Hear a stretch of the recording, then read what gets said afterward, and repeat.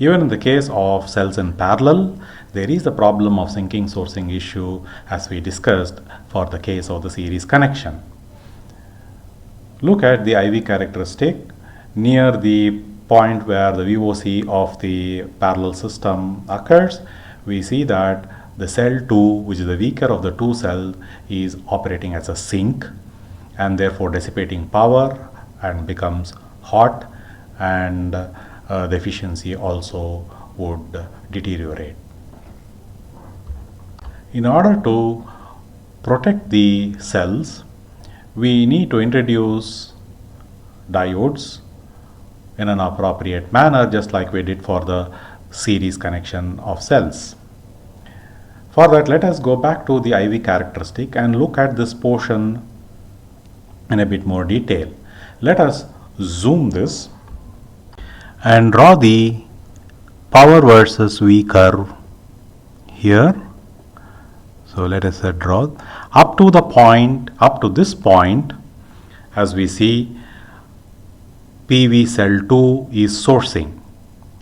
Further, it goes into the fourth quadrant like this and shows negative power, which means sinking.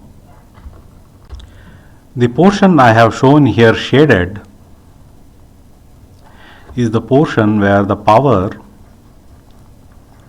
is negative, and this is the region during which the PV cell 2 is dissipating, acting like a resistor.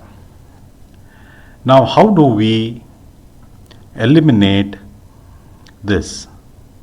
So, in order to eliminate this, we should not allow negative current to flow.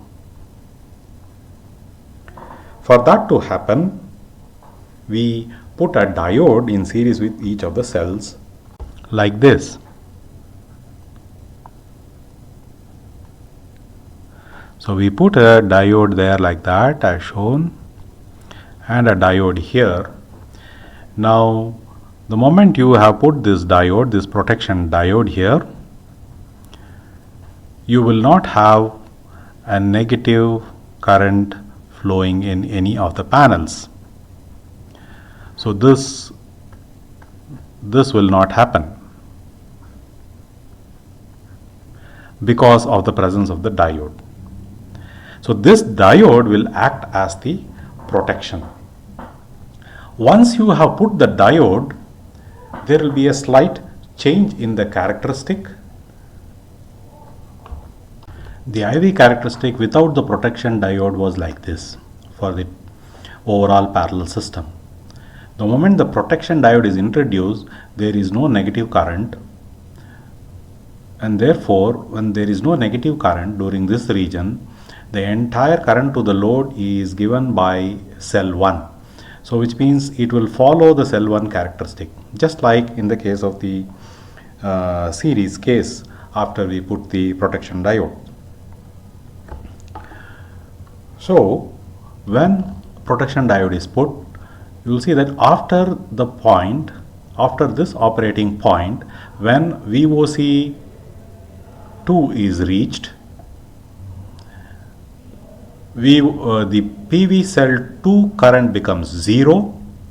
It will continue to stay 0, and during that time the operating point will follow the IV characteristic of the PV cell 1 like this. So this would be the entire IV characteristic of the parallel combination of the cell with the series protective diodes. So here you see two PV cells, PV cell 1 and PV cell 2 connected in parallel along with the load R0. You have the protective diodes here which prevents current to flow into the PV cell. Now here too, as in the series case, we cannot afford to have one diode for one PN junction. It would become too expensive, and further these should be ideal diodes. And therefore we put the protection diodes for a group or a cluster of cells, that is for a module. So if we replace the single cell by a module, then you will have a practical solution like this. So a module representing a group of PV cells of higher voltage and current than a single PV junction. So here you see that you have two modules, module 1 and module 2. Each of the module is having many PV cells in parallel. This module 2 is also having many PV cells in parallel, and the modules are protected with diodes so that you don't have reverse current flowing into the PV modules. So this is how you connect the PV modules in parallel and also protect them.